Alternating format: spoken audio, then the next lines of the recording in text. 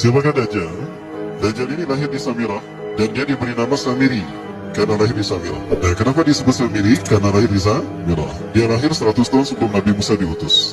Dan Allah SWT memberikan kelebihan kepadanya. Pertama, dia diberikan umur panjang.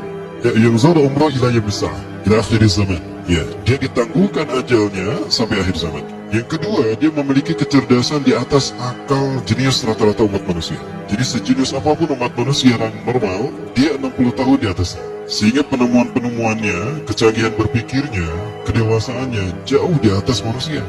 Rata-rata manusia normal.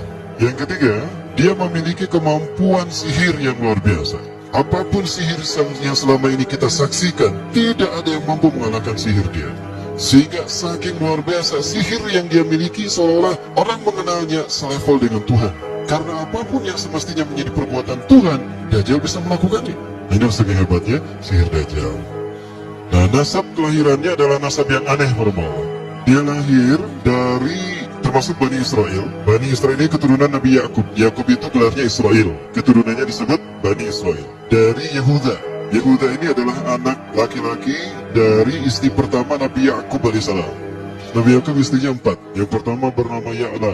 Dari Ya'la ini melahirkan 6 orang. Salah satunya bernama Yehuda dan Lewi. Lewi melahirkan Nabi Musa alaihissalam. Yehuda melahirkan bangsa yang kita kenal Yahudi. Salah satunya Yehuda ini melahirkan generasi yang pada akhirnya melahirkan Samiri. Ya, kalau Rahil istri yang kedua, dan ini istri yang paling dicintai oleh Nabi Yakub, melahirkan 2 anak, Bunyamin dan Nabi Yusuf. Nabi Yusuf dan Bunyamin. Yang lainnya juga sama melahirkan 2 anak. Kahit dari Ya'la melahirkan 2 anak, Dam dan Naftali.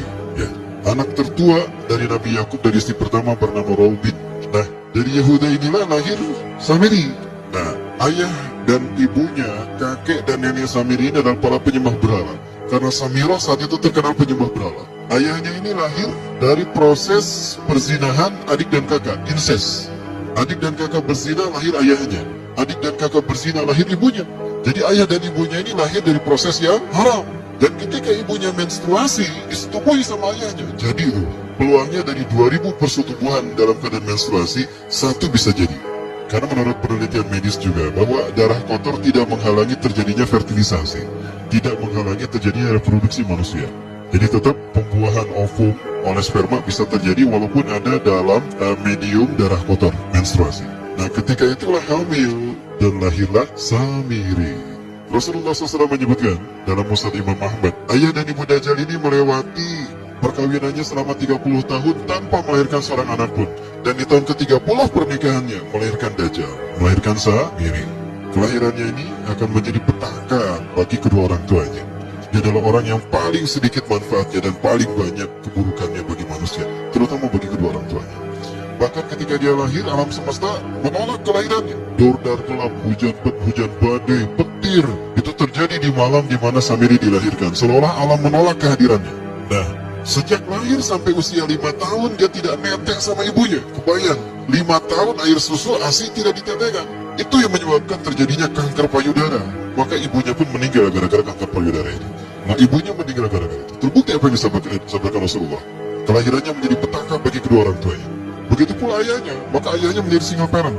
Nah, kemudian di tahun yang kelima, sejak lahir sampai 5 tahun, kenapa dia menetek pada ibunya? Karena kerjanya tidur dulu. Disebut mati, dia bernafas dan cuma berdetak. Disebut hidup, dia tidak bergerak. Antara hidup dan mati, la yamutu wa la yahya.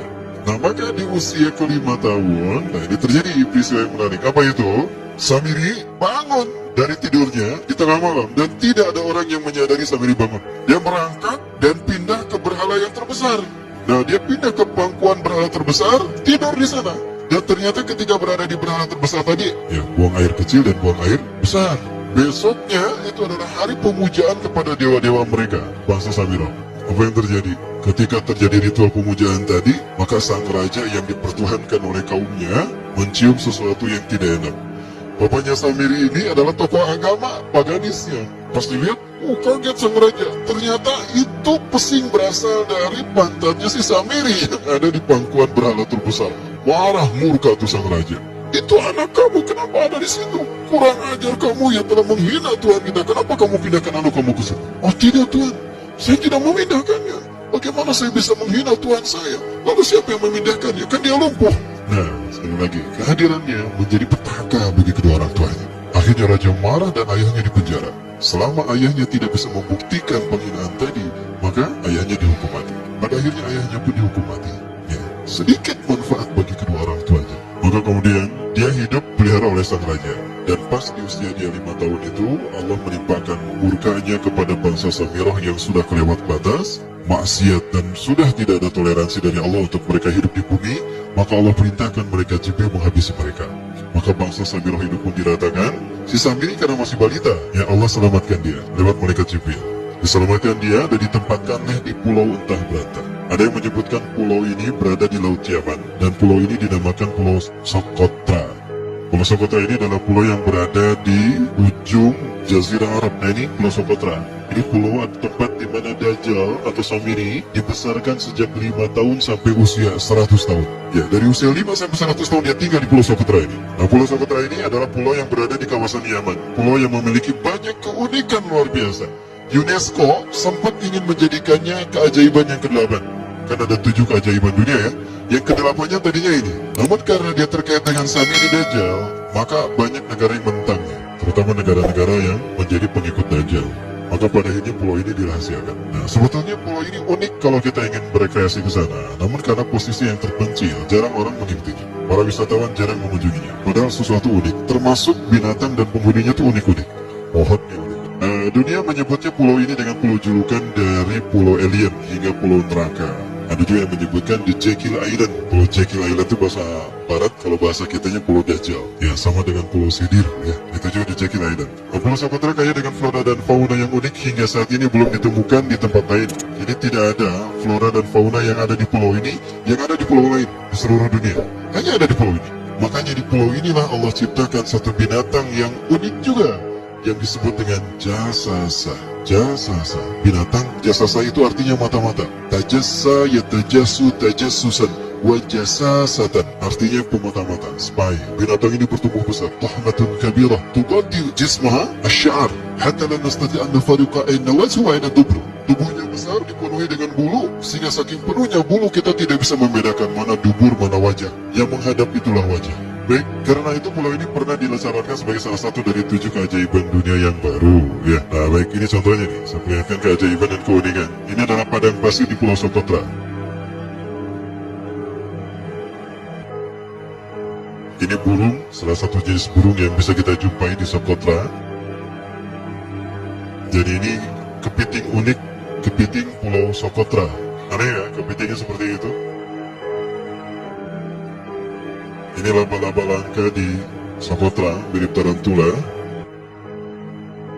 Dan ini pohon darah naga yang ada di Pulau Socotra juga. Nah, ini salah satu jenis pohon Dorstenia Socotra. Dan ini juga pohon yang lain, pohon Dendrosisaios Socotra. Ya, saya sebutkan lagi ya. Nah, ketika di pulau itu, sebelum bertemu dengan Nabi Musa, Samiri di pulau itu yang hanya tinggal dengan seekor binatang jasasa. Binatang jasasa ini memberikan beberapa hal kepada si Samiri ya. Allah Azza wa Jalla menciptakan binatang berbicara yang bernama jasasa. Dia di mana lahirnya, ajalnya, matinya sama dengan ajal Dajjal. Begitu pula muncul dan menghilangnya. Binatang inilah mengajarkan akidah tauhid kepada Samiri muda. Pelajaran ini kononnya ditulis oleh Jibril AS dalam bentuk panel-panel atau prasasti. Isi prasasti panel 1. Yang ditulis oleh malaikat Jibril, panel 1 itu berisi kalimat La ilaha illallah, tidak ada Tuhan selain Allah. Ini dijelaskan oleh binatang jasasa. Yang kedua, panel kedua berkata Allahu wahid la syarikalah. Allah Maha Esa, tidak ada sekutu bagi Allah. Itu dijelaskan juga oleh binatang jasasa ini. Nah, binatang jasasa ini sekali lagi, dia bertubuh besar. Kategorinya adalah kelasnya itu mamalia, genusnya mamalia. Cuma saya tidak tahu nama spesiesnya apa. Pada tahun 2017, akhir dari bulan Agustus di Filipina ditemukan binatang seperti ini. Ciri-ciri binatang ini nyaris sempurna seperti ciri-ciri binatang jasasa yang disebutkan Rasulullah terkait dengan binatang yang memata-matai Dajjal. Tubuhnya penuh dengan bulu. Ini disebutkan dalam surat An-Naml ayat ke-82. Ya, binatang ini seperti ini dan dia tidak pernah jauh dari laut karena dia selalu ingin membasahi tubuhnya dan dia pun makan dari makanan ikan laut. Maka dia tidak pernah jauh dari pantai. Seperti ini. Nah, binatang inilah yang mengajarkan prasasti mengajarkan akidah tauhid kepada Samiri muda. Yang ketiga, kau diurus oleh Jibril, karena itu janganlah kau mengkhianati janjimu dengan Allah. Hanya engkau saja di pulau ini. Panel yang kelima, makanlah dan nikmatilah makanan minuman yang menjadi rizki dari Allah sesuai kehendakmu. Tidurlah sesukamu, tapi sembahlah Allah dalam berbagai keadaanmu dengan tasbih keesaan Allah kepadanya, yaitu dengan melaksanakan sholat yang diwajibkan kepadamu. Allah lah sang raja, Allah yang maha esa. Dia tidak berayah dan tidak pula mempunyai anak. Allah Tuhan yang maha besar dan maha agung. Dialah yang maha raja. Ada 7 panel. Panel yang ke-7 bercerita tentang Nabi Muhammad. Panel yang ke-6 itu bercerita tentang nabi-nabi, dan khusus panel yang ke-7 cerita tentang Nabi Muhammad. Jadi Dajjal sudah tahu, Samiri sudah tahu bahwa akan diutus Nabi Muhammad di akhir zaman. Dan itu nabi yang terbaik, makanya dia iri. Nah, selesai panel ini disampaikan, maka binatang sejasa berkata, wahai Samiri, saksikanlah aku telah menunaikan innani qad fa'altu ma umirtu min Rabbi. Demi Allah, saksikan aku sudah menunaikan apa yang diperintahkan padaku, kata binatang jasasa. Maka sekarang adalah perintah terakhir, yaitu pertanyaan dariku untukmu. Hal tu'minu billah, apakah kau beriman pada Allah? Wa bima unzila ilaih, dan dari apa yang diturunkan kepada nabi-nabinya, kepada Jibril maksudnya. Famadul jawab ya Samiri, apa jawabanmu ya Samiri? Samiri tidak menjawabnya. Lama ditunggu-tunggu, Samiri tidak menjawabnya. Sehingga binatang ini pun pergi dengan menjerit, dengan jeritan yang membuat Samiri ini pekak telinganya. 2 kali lagi datang lagi kembali kepada Samiri dan berkata binatang jasasa, ya Samiri, famadul jawab, hal tu'minu billah, in tu'minu billah, fatakunu mu'minan ajaba imanika ila yaumil qiyamah.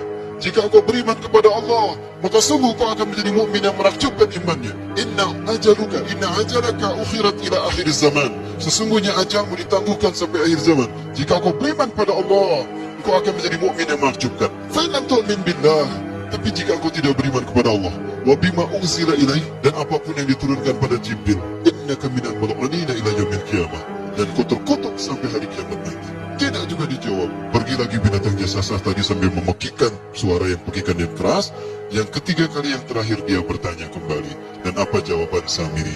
Hei jasasa binatang buruk rupa, lihat di pulau ini tidak ada siapapun kecuali engkau dan aku. Dan yakinilah kalau panel ini bukan tentang Allah yang di langit sana, tapi yang disebut Allah itu saya. Hei jasasa, akulah Allah itu. Oh, dia mencerit dengan jeritan yang makin keras. Sampai si Samiri pun menutup kedua telinganya. Sejak saat itulah binatang itu pergi dan berkata, Innaka Dajjal, Innaka Dajjal, Innaka Dajjal. Engkau adalah pendusta, engkau adalah pendusta. Pendusta sampai hilang suaranya. Di saat itulah Samiri mendapatkan gelar Dajjal. Jadi siapa nama asli Dajjal? Samiri. Dajjal artinya Al-Kazab, pendusta, bukan singkatan PD. Baiknya sejak saat itulah Samiri keluar dari pulau itu, dan dia sudah menyandang gelar Dajjal, pendusta, karena dia mengaku Tuhan.